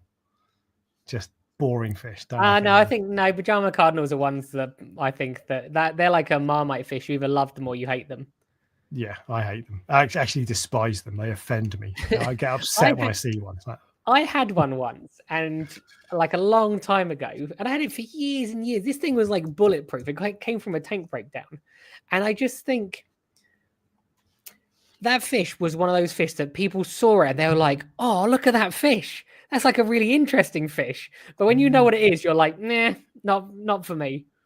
They get massive as well, and they look really ugly when they're old. They've got it looks like they're wearing little spotty pajamas. That's what I always like. That's why I don't know if that's why they're called pajama cardinals. I guess so, yeah. Just look at it. They got a lot going on. They got a lot going on with that. Yeah, that is an ugly one. But and that's like an old one. No, just not for me. Sorry. So I know I'm offending like 50% of the if you like, out of interest in the chat, if you like, you should do you can't do a poll, can you? You say it was difficult. No, I can. Oh, can you? I'm interested in how many people like this fish. Because again, they're another really, really popular fish that people buy. So, I mean, no one knows why they buy them, but someone must be buying them. Yeah, I think they're a popular fish with beginners. I think. Yeah, but why? If you got a choice of that or a Banggai Cardinal, are they particularly hard? I don't even know. Yeah, Banggais are much cooler. To be fair, are they? Are they hardy? Yeah. Yeah, they're well hardy. I presume they are. Yeah. Pajama Cardinal fish. Yay or nay? Oop, yay or nay? I might get Banggais actually for the water box, but I might only get one, which sounds like weird. But no, I can see that. Why? I've because had them when before, they breed, yeah, and then it becomes a pain in the ass. So I'm not going to breed them, so I'd rather just have one. Yeah, it's the thing is having a pair is brilliant, but when they breed and they one of them dies, it's like, oh lads, can you just? And they also fight each other if you get them. If you get two males, They're hard to tell. I can't tell the difference. It is possible. Yeah. There is a difference. They are sexually dimorphic, to use a nerd term. But it's very difficult. It's very difficult.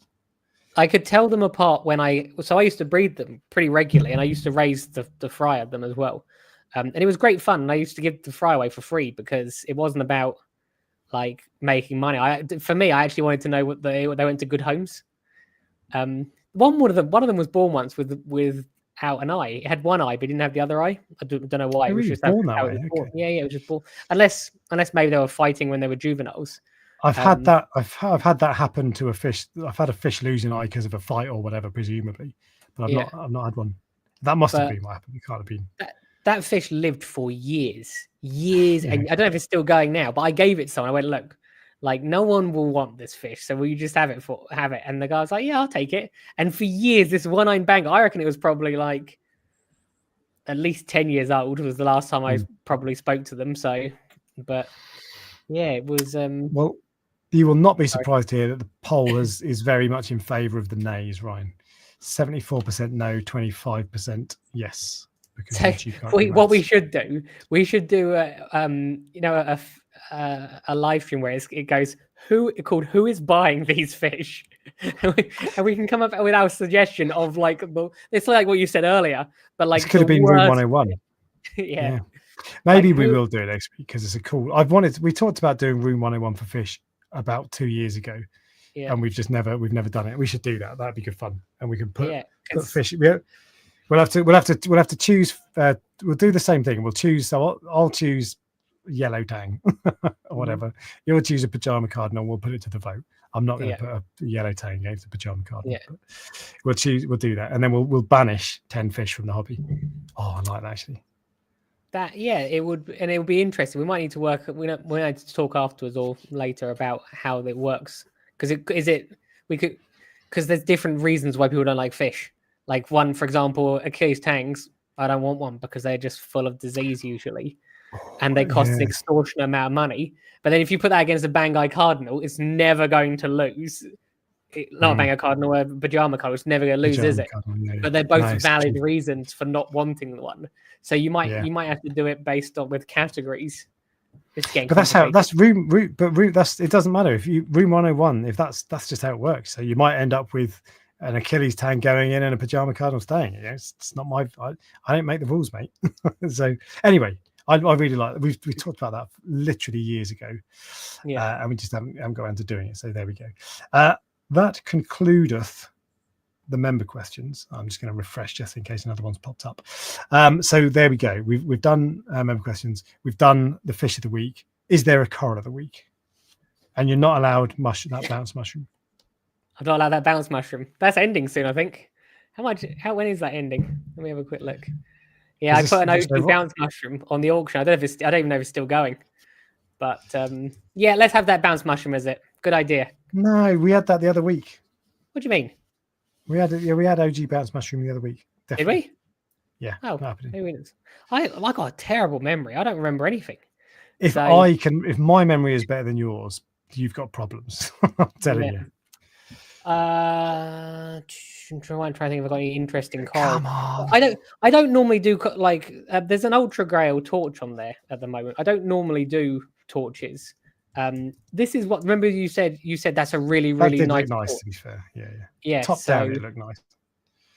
I don't know if that's ended or not yet, but no, it's currently £82. It's got 2.5 minutes left. So if you're interested, you better go bid. So I'm going to bring up £82 is well cheap for an ultra grail. This is not what yours looks like. This is nicer, no offense. Yeah, but that's a nice torch. Yeah, I'd pick what it actually looks like. Any of those just normal green ones is what it actually looks like. That's a holy grail, I think. Yeah, this is what ultra grails look like. Ultra grail, that's it. It's 280. Yeah, it's just so stupid, isn't it? It's nice. It's nice. It's not worth. It's like the most green, isn't it? It is. That's the thing. It's a nice bright green. To be fair, it just annoys me. They're so expensive. It really does. Ridiculous. But what's classified as expensive in this hobby? 300 quid for a coral. It's more. Those ultra grails are like 150, I think. I don't care. It's expensive. 300 quid for a coral. That's ridiculous. Well, you're saying 300 and I'm saying 150. So there's like 50% less. No, but this one here is literally 280 quid. Oh, is it? Yeah. Well, so that is expensive. Oh yeah, definitely 100, especially for torches. They do have crazy prices. They're not as crazy as they used to be, but they went through a phase, and anything in this hobby that goes through a phase is it skyrockets, and then it just as quickly comes back down. Torches have been that way for a long time now, though. Yeah, but they're not. They're like the torches which used to go for like £200 are now £100. It's definitely not the same. But they're still expensive. You can still spend a lot of money on a lot of torches. They've come down from. There were times when they were £1,000 for a single head. Ridiculous. You don't get that so much 94. But you just 194. Stop looking. No, it's not 194. Just 94 is what it is.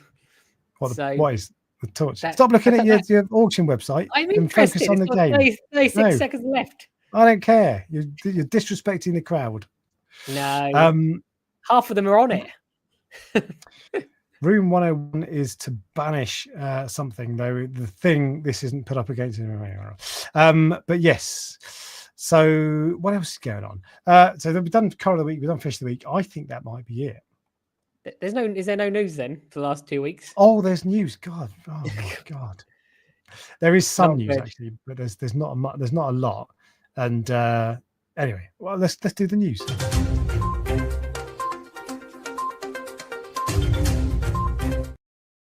I've just realised I didn't tell you why I like the ATI ICP test.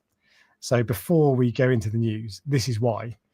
I just like the way it's set out. So this is some of them are like they give like a bar graph with colours like a traffic light, yellow, red, amber, green.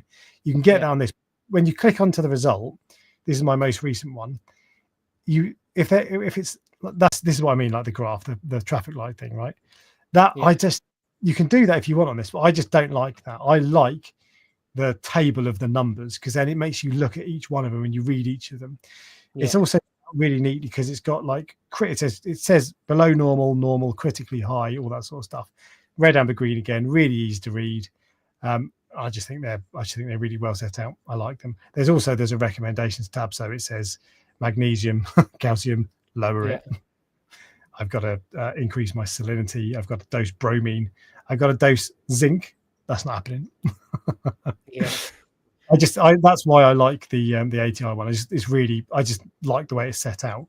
Whereas Reef Sediment, so this is as far as I can make out, and I might be missing something, but they only have these traffic light bar graphs. It's still fine, but it's just not, and they've got all the data there. But it just that to me that's busier. And I like the ATI.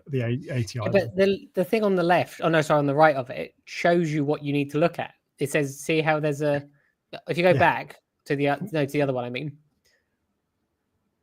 see how there's like a little box on the right that says, I think it says dose, or whatever. So if you click that, it then tells you don't have to look at any of the other ones, just that one. But same with ATI, critically high. Oh, is it the same? So, it's quite hard to see because obviously my screen's smaller than everyone else's as well. Oh, yours is laptop, But anyway, look, I thought it would be interesting to show because there's not many times that you see two ICP tests side by side. You might prefer the one on the right, which is Reef Sediments. You might prefer the one on the left. You might hate them both. You might love them both. I have no connection with either of them, of course. I just like the ATI one. Anyway. News, Ryan. We've talked before about the problem with news in this hobby because the two main sources were Reef Builders, which is which doesn't post as much now, and Salem moved on, and so they post even less news, and Reef Keeping News, which was Jeremy Gay, who was previously doing all the great work at Reef Builders, and then set up Reef Keeping News, and that hasn't been updated for ages because he's got a full-time job now, so he hasn't got time. So there's not much going on. But there is some stuff on Reef Builder still. There's one, and there's news that I found elsewhere. The one piece of news from Reef Builders is the Octopus Act. I read that. So basically, they're trying to ban commercially farming octopi before it started. That's currently illegal, I think, but it doesn't currently happen. But I think it happens in some countries, but I think it's better they're trying to stop it from happening in America. they're trying to stop it from happening, and they're trying to stop you from importing it as well, which most people are on board with because they're sentient. So scientists think they can feel pain, they can feel distress in ways that a fish can't, basically. So that's back on the table. Did you see when this was first posted? Possibly, but I don't there remember. Was a I'll talk about it afterwards. I'll tell you afterwards. But anyway, because someone made a comment somewhere, and I just thought it was a bit out of line. But I'll tell you what, we'll talk about it afterwards. And if you agree with me, we'll talk about it next week. Okay. I'm intrigued now. You'll have to remind me. I'll have forgotten by then. Oh, it's fine. But yeah, so the octopus act is back. That's basically the only news that I can find. And bearing in mind we've had 2 weeks off, so there's 2 full weeks, and this week and third week, there's not a lot. Okay, there is one other piece of news though. That tells you something, though, doesn't it? There is definitely a need for some form of news outlet for the industry. Reef keeping news was so good. He did it really well. Yeah, but it's dried up now. I think it's probably quite a lot of work, to be fair. Yeah, there's lots of things people start that are a lot of work, and that definitely would be one of them. I'm guessing not high reward. I don't know. But that's what I mean. You have to be earning good money to make it worthwhile. Yeah. Anyway, the other news is Salem. So he was at Reef Builders, and we talked about him a little while ago, saying he was stepping down. Yeah. He'd left Reef Builders. He has set up a new channel, YouTube channel. I didn't know that. It's called Novel Aquatics. Actually, do you know what? I like to see, there's every now and then, sometimes if I mention a channel on here, it gets a boost in subscribers, and that gives me a boost because I'm a very simple creature. Yeah. So I'm going to have a look now and see how many he's got and see if it goes up tomorrow. 613 currently. To be fair, he's just done a 24-hour live stream. Yeah, I know. It's probably what's responsible for any boost in subscribers. But I'm going to take it because, I just want to. But anyway, so he's set up his own channel. And there was, I can't remember where I got this from. I think I watched his video basically, and I made a ton of notes from it though. He said that the purpose of what is this about is to help people navigate this hobby with clarity and science, not hype. Yeah. Organizing community science projects to answer the questions no one else is asking, bridging that gap between hobbyist researchers and conservationists to move ex situ coral conservation forward. Creating all content 100% free, no strings attached, no paywalls, and no corporate censorship, and no sponsorship. So if he gets anything free, he's basically free to say whatever he wants, which is very much a good thing, and it's the way it should be with everybody. But yeah, he's got his own channel. It's called Novel, Novel Aquatics. Go and check it out and subscribe, and then tell him that I sent you, and then I will have proof. I'll be able to count the number of comments. Yeah, just say, I am here because Reef Dork sent me. Yeah, exactly. Or if you really want to annoy Alex, say, I'm here because Prestige Reef sent me. No, don't do either of those. But anyway, look, it's good that he's staying in the YouTube sphere. Yeah. So go check it out. That's become a really big thing for people now. I don't know if it's across all industries. Setting up their own channel. No, it's become a really big thing where it's like it's a selling point to go, I will not be bought by anything. Oh, I see. You see what I mean? Like 10 years ago, it wasn't like this. And maybe it was because it was overdone, where like everyone, or like the wholesalers or the manufacturers realized that they could give stuff to these people, and then they would say whatever they wanted. And then people got fed up with that. But is that across all industries, or is that across just this one? Because it seems very, very prominent these days. We're behind the curve in this hobby. So this is the way it should be. I've moaned about this several times. The manufacturers have too much control, and they're very choosy with who they send stuff to. And people aren't as open in our hobby, and I'm not calling anyone out here. People aren't as open in our hobby as they are in other areas. In other videos that I watch, where I watch reviews, it's not the same. There are still plenty of others that do it, but there are loads of other niches that are far further forward and have half a dozen really respected channels who always they're completely open. If something's crap, they'll say it's crap. They'll do. Whereas in this hobby, what we tend to have, I'm not saying that we don't have people who criticize things, but what we tend to have is that if someone gets something for free, you'll review it if it's good, and if it's not good, you'll send it back. Yeah. I've moved away from that now, as you've noticed, because I used to. That was basically what I used to do. But I don't. I'm fed up with that now. I just, you know what? If you're going to send me something, I'm making a review, and actually, it's going to be. I'm never going to trash a product. I'll always be balanced. But I think there's so much value in learning something about it that might affect your buying decision. And if there's a real problem with a piece of equipment, and normally there's just small things, but if there's a real problem, it needs to be fixed. Yeah. So don't hide it, you know. But we're behind the curve. Other areas are much better. But anyway, like I say, I want to be really clear. I'm not calling anyone out, because someone will be like, "Oh, he's talking about Reef Dudes," or he's talking about Parker's Reef, or whoever. I'm not calling anyone out. I'm not talking about anyone specifically. I'm just saying as a general overview. And actually, the people who are big channels and do lots of reviews and that sort of stuff generally do a really good job, and I enjoy watching. I just like to see more. Do you have anything else to say on news articles that we have covered? Nope.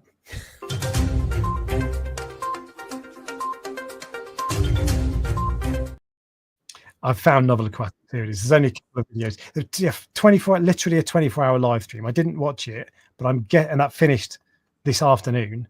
I'm guessing quite hard work. So I actually had planned to talk about this, but obviously we've been away, so you can go and catch up with it now. You might not want to watch the whole 24 hours. Yeah. It's not there yet. Maybe it's not finished. It was on. He did it with ACI Aquaculture. And he also had, I don't know, a dozen guests. He had loads of people. 24 guests maybe. So, I wondered if I was going to get invited, because it's the funny thing is, so he added me on Facebook. Literally, really? So he announced that, and then about a day later, he added me on Facebook, but I didn't hear anything. And I was like, to be fair, like I only do it for like you and East Coast Reefer. So, but I think it's different. If you don't know, like I've met you at East Coast Reefer. If it's someone I don't know, I think it'll be far more difficult to do. We're not really the type. I don't think we're the type who are likely to get invited on other streams, because we're not like we don't have some area of expertise that we're particularly. I've got loads of area of expertise. But I don't mean like we're not doing microbiome tests, or we're not doing spawning, or these sorts of things. I know what you mean. So what was I going to say? There was something else I was going to say. I can't remember. It just came into my head. It was probably really interesting, probably quite funny, but I can't remember it. So sorry. All right. Well, in which case we're going to wrap it up. Thanks for joining us again tonight. I enjoyed being back. I actually really enjoyed the break, I have to say. Yeah. But I really enjoyed being back as well. So. Right. Oh yeah, me too. Me too. Sure. Yeah. Bye.